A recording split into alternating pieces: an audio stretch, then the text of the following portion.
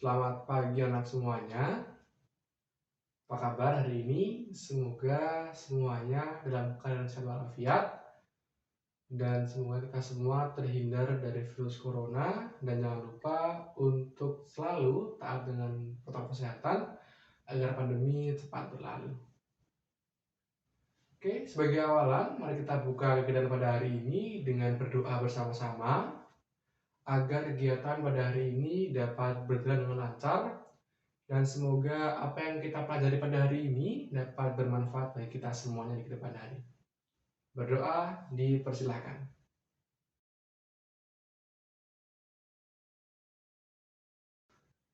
Amin. Terima kasih semuanya. Jangan lupa anak semuanya untuk membuka LKPD yang telah Bapak siapkan di link deskripsi sebelum memulai kegiatan pada hari ini, agar itu sebagai panduan agar mudah untuk mengerjakan ataupun memahami terkait materi yang akan Bapak sampaikan.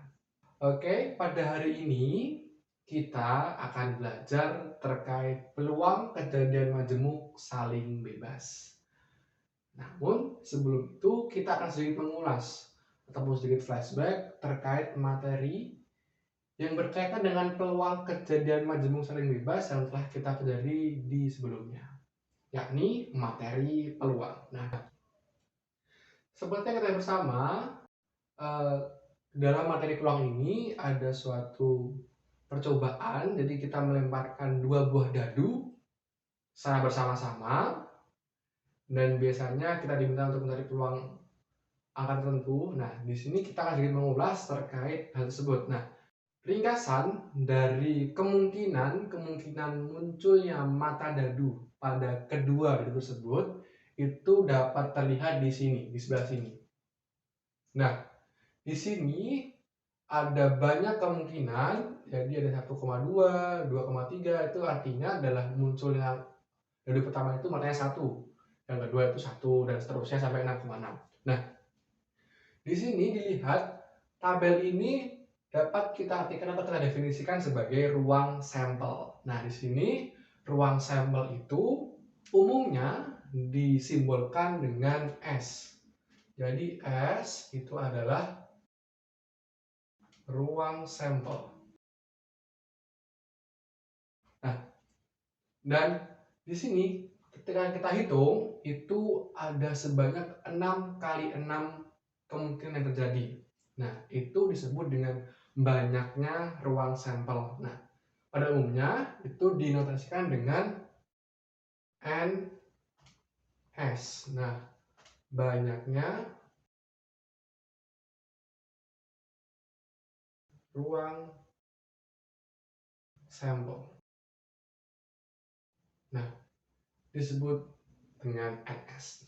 Sekarang kita masuk kepada kejadian. Nah, kita misalkan nih, kita akan mencari berapa sih kejadian angka dadu ataupun mata dadu yang di pertama itu dan yang kedua adalah sama. Jadi akan kita cari berapa kejadian munculnya mata dadu pertama dan mata dadu kedua itu angkanya sama.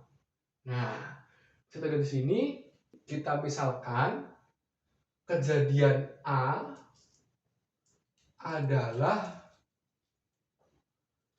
munculnya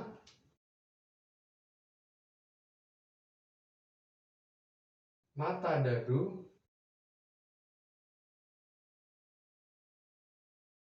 pertama dan kedua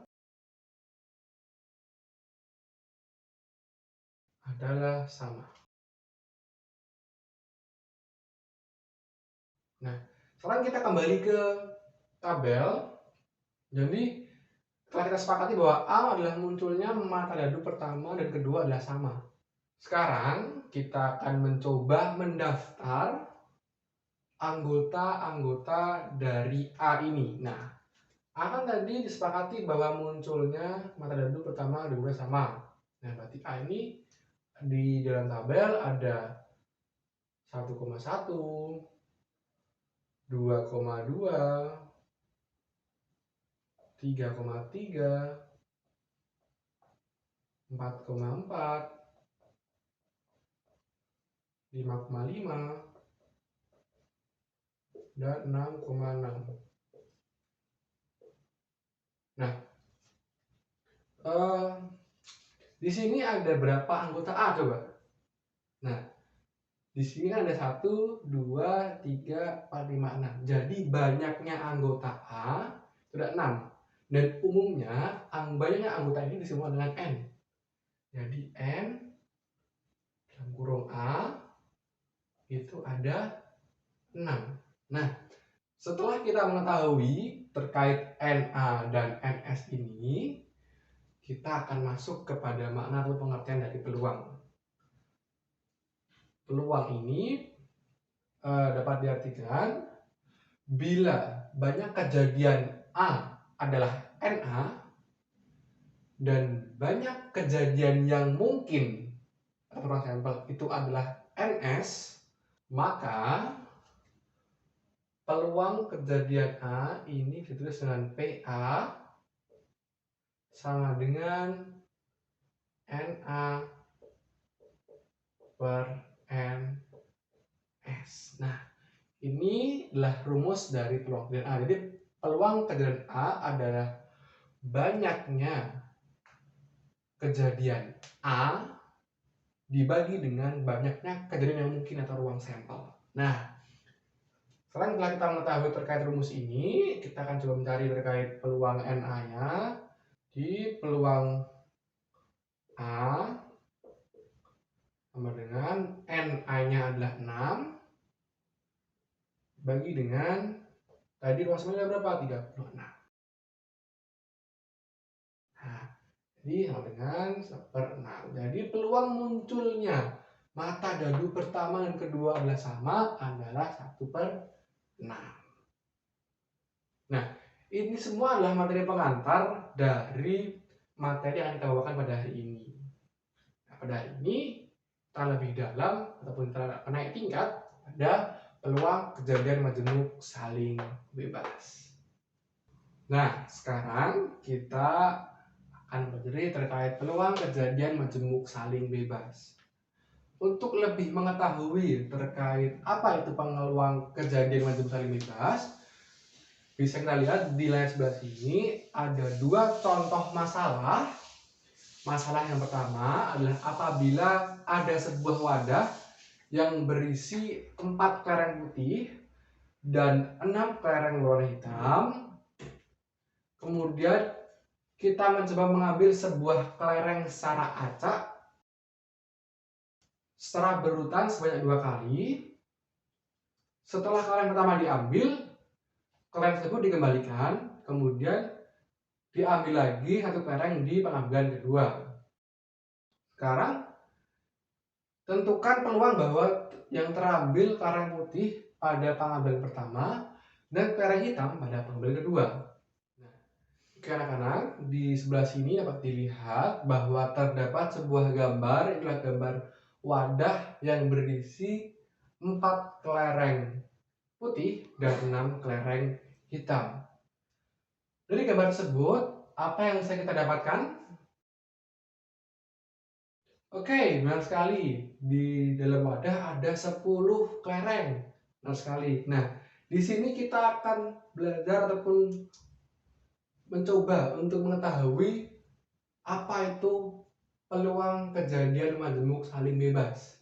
Nah, jadi kita lihat pada masalah satu tadi yang berkaitan dengan kelereng-kelereng ini, itu akan diambil sebuah kelereng kemudian dikembalikan, kemudian diambil lagi nih kelerengnya seracak. Nah, apakah itu merupakan suatu peluang kejadian majemuk saling bebas? Jawabannya adalah iya. Kenapa? Karena peluang kejadian majemuk saling bebas itu adalah peluang suatu 2 kejadian atau lebih yang mana itu tidak saling mempengaruhi. Kita balik nih ke masalah ini nih. Nah, kalau kita ambil satu kelereng seracak ini, kita ambil, terus dilihat dikembalikan. Terus kita ambil lagi satu lagi. Nah, jadi di susunan korek itu tidak ada yang berubah. Jadi kejadian satu ini misalkan terambil kerang putih pada pembagian pertama. Terus kejadian B ataupun yang kedua itu adalah terambilnya kelereng hitam pada pembagian yang kedua. Nah, ketika kelereng itu diambil kemudian dikembalikan, maka ketika mengambil kelereng yang kedua ini akan utuh kembali seperti semula. Jadi peluang kejadian dua yang diambil pengambilan kedua itu tidak terpengaruh oleh pengambilan pertama.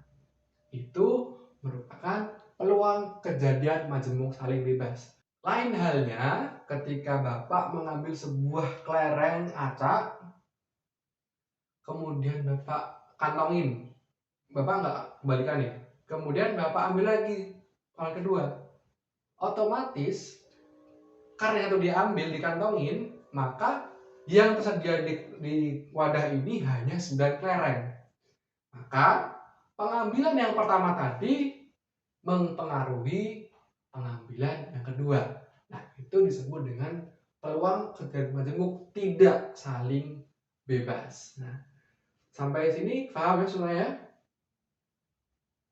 Oke, paham. Jadi sekali lagi, peluang kejadian majemuk saling bebas adalah peluang dua kejadian atau lebih yang mana itu tidak saling mempengaruhi satu sama lain. Oke, nah sekarang kita akan mengulas terkait rumus peluang kejadian majemuk saling bebas. Nah, kita kembali ke masalah 2 sekarang. Lihat kan di sini. Apabila kita melambungkan dua dadu ke atas secara bersama-sama, berapa peluang munculnya dadu 2 pada dadu pertama dan dadu ketiga pada dadu kedua?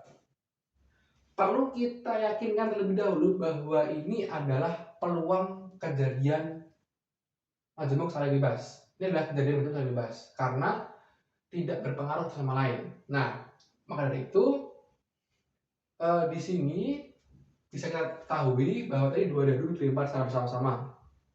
Nah, maka tadi seperti di awal tadi, NS-nya atau ruang sambalnya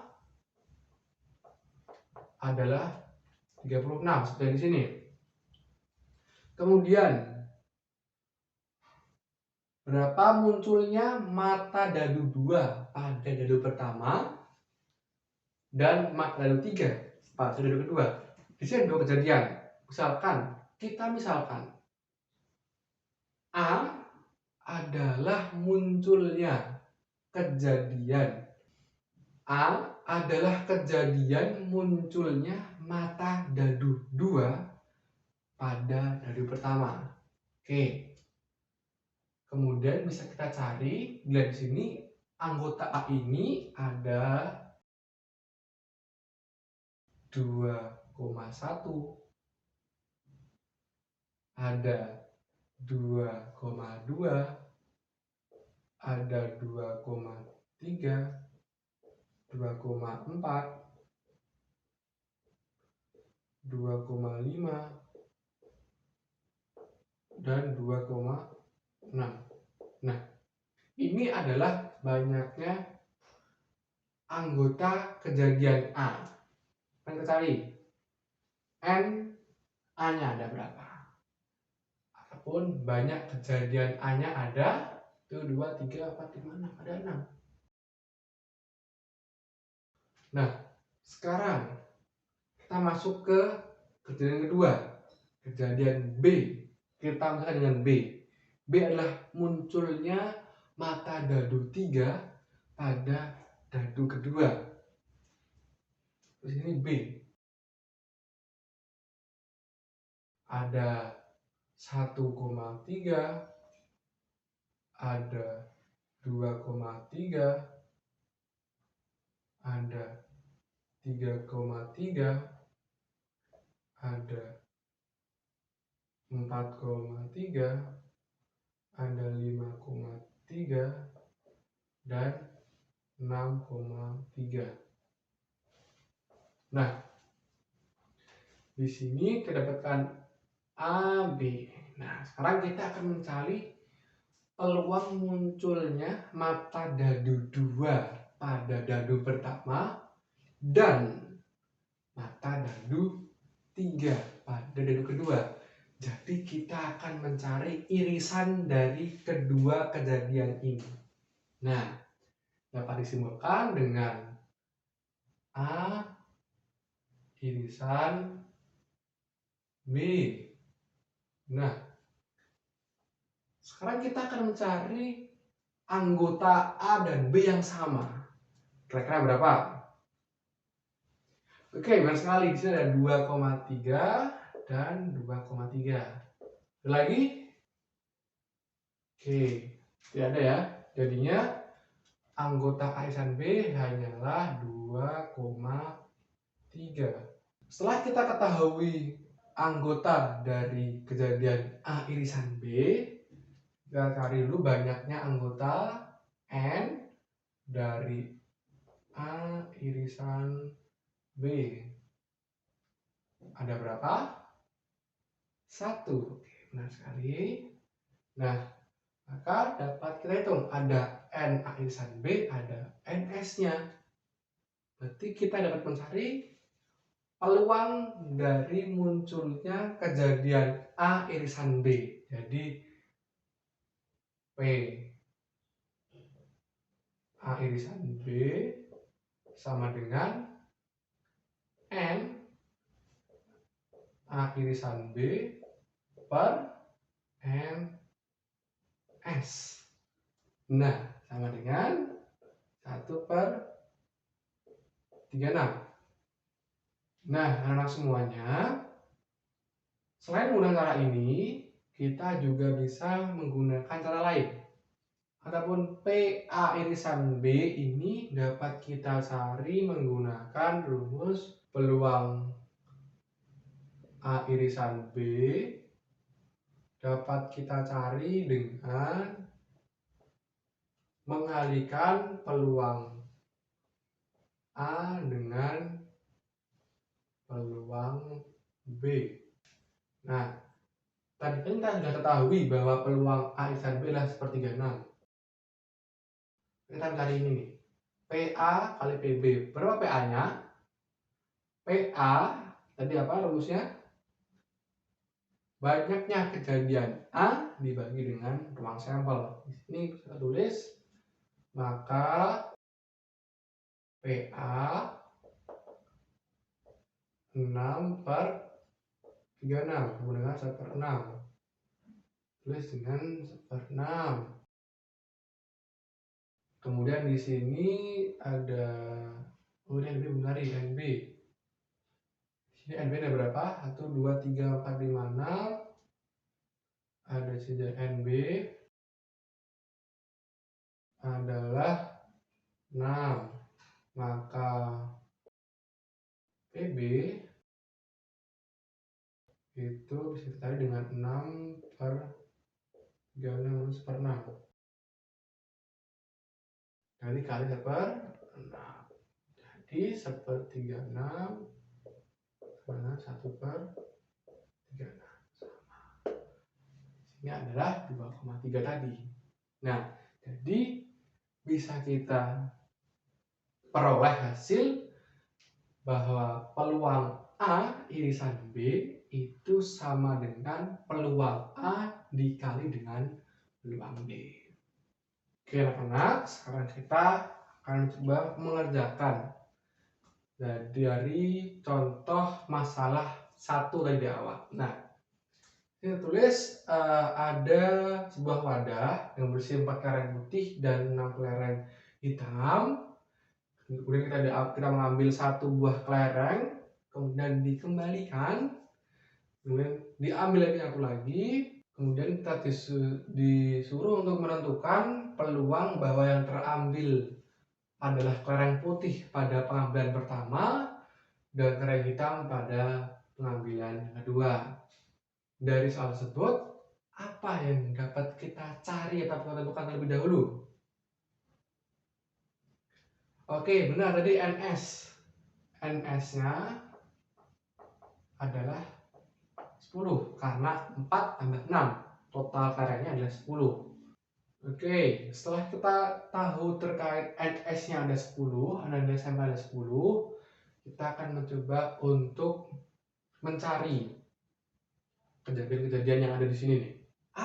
Kejadian apa yang ada di sini? Oke, benar sekali, terambilnya kelereng putih. Nah, sekarang berarti kita misalkan terlebih dahulu nih. Kejadian terambilnya kelereng putih. Kita misalkan dengan A. A ini terambilnya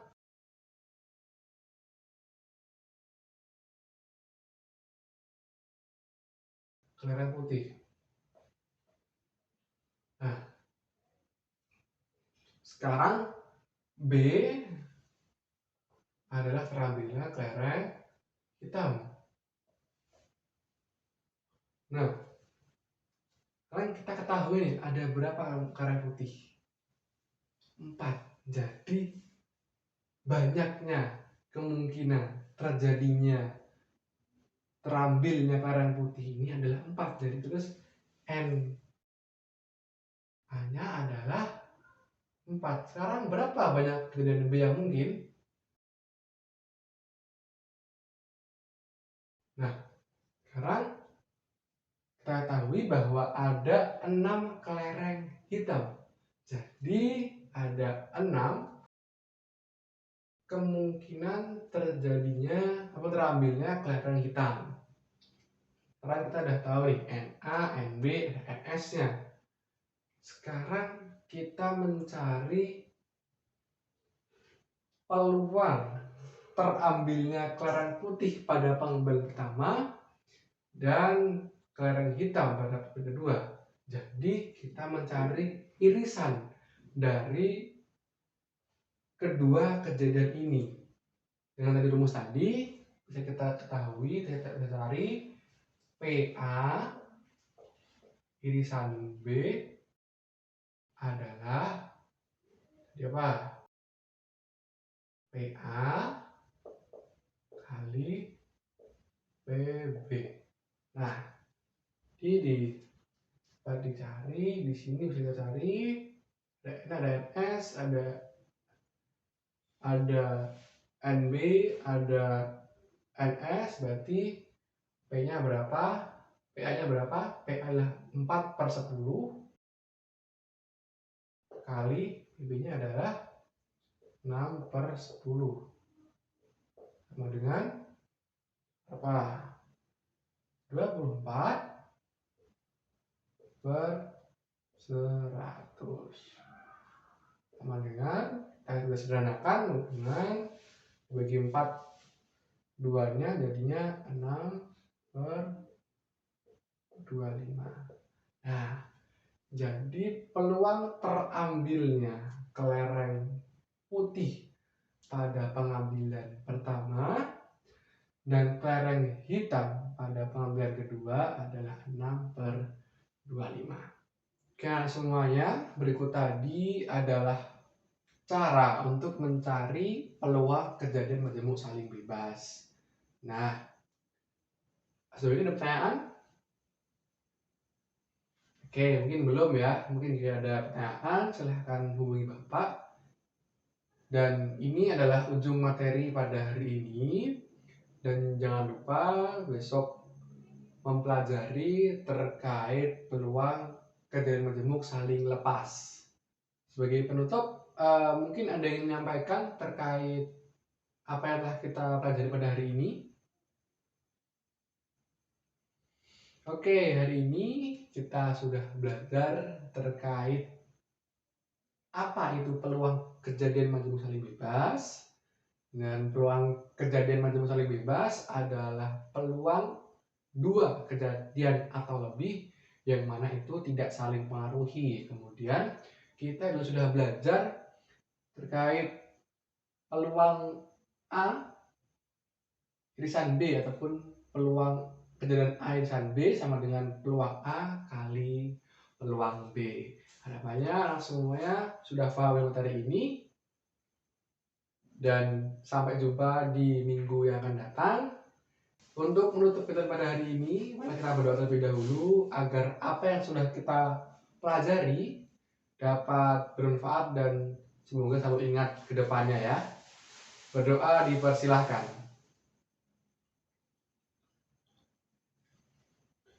Terima kasih. Dari Bapak sekian. Assalamualaikum warahmatullahi wabarakatuh.